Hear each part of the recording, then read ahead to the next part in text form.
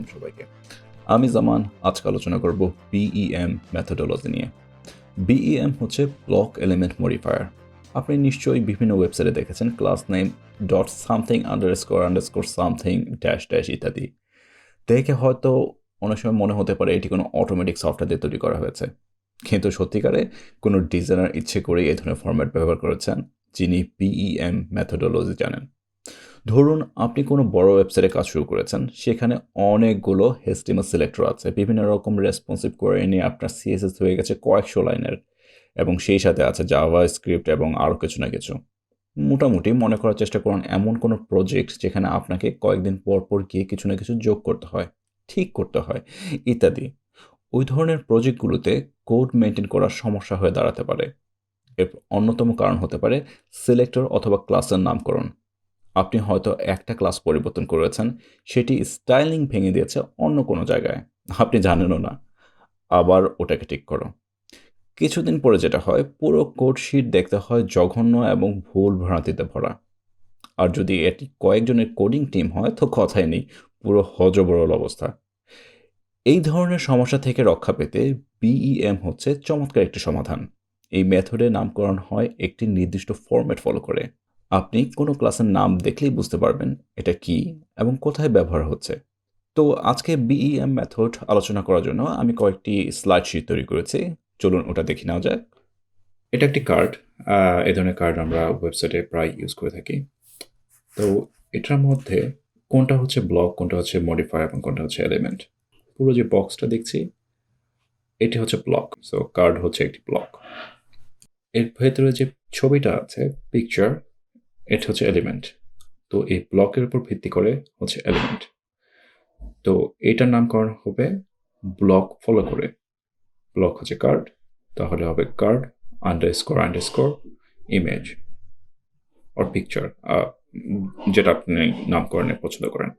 এর নিচে যে টাইটেলটা আছে এটা হচ্ছে একটি এলিমেন্ট। যেহেতু এটি ব্লকের আন্ডারে, ব্লক হচ্ছে কার্ড, তাহলে এটা হবে কার্ড আন্ডারস্কোর আন্ডারস্কোর টাইটেল। এর নিচে যে ডেসক্রিপশনটা আছে এটিও একটা এলিমেন্ট। একইভাবে ব্লক হচ্ছে কার্ড আন্ডারস্কোর আন্ডারস্কোর ডেসক্রিপশন। একইভাবে এই বাটনটা কার্ড আন্ডারস্কোর আন্ডারস্কোর বাটন। কিন্তু মজার বিষয় হচ্ছে পরে, কেননা বাটনে সাধারণত আমরা অ্যাক্টিভ রাখি যখন মাউস হোভার করে বা হোয়াট এভার ইট ইজ, এই বাটনটার কালার চেঞ্জ হয় বা টেক্সট চেঞ্জ হয়, হোয়াট এভার ইট ইজ, আমরা অ্যাক্টিভ বোঝানোর জন্য কোনো না কোনো স্টাইল এফেক্ট অ্যাড করি। তো সেটার জন্য এটি মডিফিকেশন হচ্ছে। তাহলে এটি কিন্তু একটা এলিমেন্ট, সে কারণে আমাদের এলিমেন্ট ক্লাসটি আছে কার্ড আন্ডারস্কোর আন্ডারস্কোর বাটন। কিন্তু যখন এটি মডিফিকেশন হচ্ছে, এটা মডিফিকেশনের জন্য আমরা আলাদা ক্লাস ডিফাইন করছি, সেটা হচ্ছে card underscore underscore button, but এই সময় ড্যাশ ড্যাশ অ্যাক্টিভ। তাহলে আমাদের অ্যাক্টিভটা হচ্ছে মডিফায়ার। আর এটা বোঝানোর জন্য BEM মেথোডোলজিতে বি ব্লক, যেটা হচ্ছে কার্ড আন্ডারস্কোর আন্ডারস্কোর এলিমেন্ট, যেটা হচ্ছে button, dash dash modifier, modifier হচ্ছে অ্যাক্টিভ। তাহলে আমরা যখন এলিমেন্ট ইউজ করছি তখন আমরা সেটা বোঝানোর জন্য আন্ডারস্কোর আন্ডারস্কোর দিচ্ছি, কিন্তু যখন তারপরে আমরা সেটাকে মডিফায়ার বোঝানোর চেষ্টা করছি তখন সেটা বোঝানোর জন্য আমরা ড্যাশ ড্যাশ ব্যবহার করছি। আবার বলছি, ব্লক হচ্ছে card underscore underscore element button, dash dash modifier হচ্ছে অ্যাক্টিভ। আচ্ছা, চলুন এবার দেখি রিয়েল লাইফে CSS এ BEM মেথড কিভাবে ব্যবহার করা যায়। আমি এখানে অলরেডি একটি ছোট ডায়লগ বক্স তৈরি করেছি। দ্য সিচুয়েশন হচ্ছে প্রোডাক্ট অ্যাভেলেবল নেই, নোটিশ দেখানো হচ্ছে যে দিস প্রোডাক্ট ইজ আনঅ্যাভেলেবল, এবং ইউজার যদি চায় তাহলে নোটিফাই মি বাটনে ক্লিক করতে পারে। যখন এটা অ্যাভেলেবল হবে তার কাছে ইমেল চলে যাবে বা কিছু একটা, অথবা সে ক্লিক করতে পারে ডিসপ্লে সিমিলার। সেক্ষেত্রে এই প্রোডাক্টের সিমিলার অন্য যেসব প্রোডাক্টগুলো আছে সেগুলো ডিসপ্লে করবে। তো এই হচ্ছে নোটিস বক্সটি। আর এখানে তাহলে দেখুন HTML সেটআপটা। HTML সেটআপে এটা জাস্ট আমি এই টেস্ট প্রজেক্টের জন্য নর্মালি একটা HTML পেজ তৈরি করে নিয়েছি। তো বডির ভিতরে এটি হচ্ছে নর্মাল মডেলটা।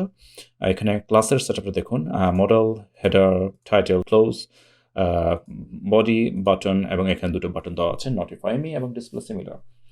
তো আর এখানে হচ্ছে আমি গুগল ফন্ট ব্যবহার করেছি নাইসলি প্রেজেন্ট করার জন্য। তাহলে আমরা যদি BEM মেথডটা ব্যবহার করি সেক্ষেত্রে ব্লক এলিমেন্ট মডিফায়ার, সেক্ষেত্রে ব্লক হচ্ছে আমাদের এখানে মডেল, তাহলে এখানে হবে ব্লক এবং পরে হবে আন্ডারস্কোর।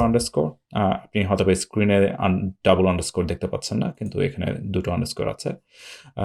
এটা কপি করে নিচ্ছি এবং প্রত্যেকটা এলিমেন্টের আগে বসিয়ে দিচ্ছি। Then it will look like this. আপনি এখানে লক্ষ্য করে দেখুন, এখানে এটার আন্ডারে দুটো বাটন আছে এবং দুটো বাটনে CSS অ্যাপ্লাই করার জন্য ব্যবহার করা হয়েছে এই ধরনের কোড। বাটন দেওয়া হয়েছে, বাটনের উপর হওয়ার হলে যে স্টাইলটা আসবে সেটা এখানে বর্ণনা করা হয়েছে, এবং যেহেতু নোটিফাই মি বাটনটি হচ্ছে ডিফারেন্ট কালারে, সেজন্য এখানে ফার্স্ট চাইল্ড দিয়ে সিলেক্ট করা হয়েছে। কিন্তু আমরা যদি এটা BEM মেথড ব্যবহার করি সেক্ষেত্রে আমরা ভিন্নভাবে লিখব। আমি এখানে ক্লাস দিচ্ছি হচ্ছে আমাদের ব্লক এবং আমাদের এলিমেন্ট হচ্ছে বাটন, এবং যেহেতু এটার আন্ডারে, তাহলে আমি এটাকে দেব আইটেম। তাহলে আপনি এখানে দেখতে পাচ্ছেন ব্লক এলিমেন্ট এবং এইটা ব্লক, এবং এখানে ডাবল এলিমেন্ট আছে। ডেভেলপার উপর নির্ভর করে আপনি এটা কীভাবে ব্যবহার করতে চান। অনেকে হয়তো তর্ক করবেন, না আমি এটা এইভাবে দেবো না, আমি এটাকে এভাবে দেবো। আপনি সেটা এভাবে দিতে পারেন, ইট ডাজন্ট ম্যাটার। এটা কমপ্লিটলি আপনি বা আপনার টিমের উপর নির্ভর করে আপনি এটা কীভাবে করে সাজাতে চান। এইটা পরবর্তী বাটনও আমাদের দিতে হবে। হ্যাঁ, তো এখন আমরা মডিফাই ইউজ করব, যেহেতু আমরা চাচ্ছি নোটিফাই মি ডিফারেন্ট কালার হবে। সেক্ষেত্রে আমরা ড্যাশ দিচ্ছি অরেঞ্জ। তো হলে CSS এ আমরা এটা যেভাবে পরিবর্তন করব, আমরা শুধু এই ক্লাসটা যদি আমরা এখানে দিয়ে দিই, এটা এভাবে পরিবর্তন হয়ে যাচ্ছে। তাহলে আমরা এখন এটাকে যেভাবে চেঞ্জ করব,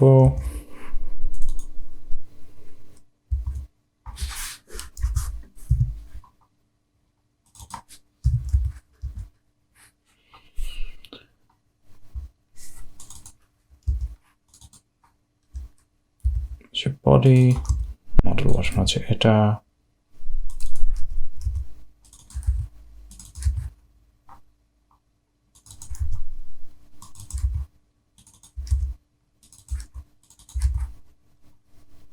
আপনি চাইলে এখন ইউটিউবে পজ দিতে পারেন, আপনি আগের স্ক্রিনে গিয়ে দেখতে পারেন আগের কোডটি কীভাবে লেখা ছিল এবং এখানে কোডটি কীভাবে লেখা আছে।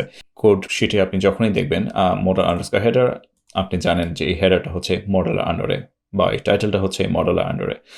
ঠিক সিমিলারভাবেই আমরা যখন নিচে আসব, model button item dash orange, that means আপনি জানেন যে এটি একটি এলিমেন্ট এবং একে পরিবর্তন করা হয়েছে ড্যাশ অরেঞ্জ দিয়ে, যেটি হচ্ছে আপনার মডিফায়ার। এটি হচ্ছে BEM মেথোডোলজি, যেভাবে আমরা নামকরণটা করি। তাহলে এই কোড শিটটি যখন অন্য কোনো ডেভেলপার কাছে যাবে, সেটি দেখেই বুঝতে পারবে এটি কীভাবে লেখা হয়েছে।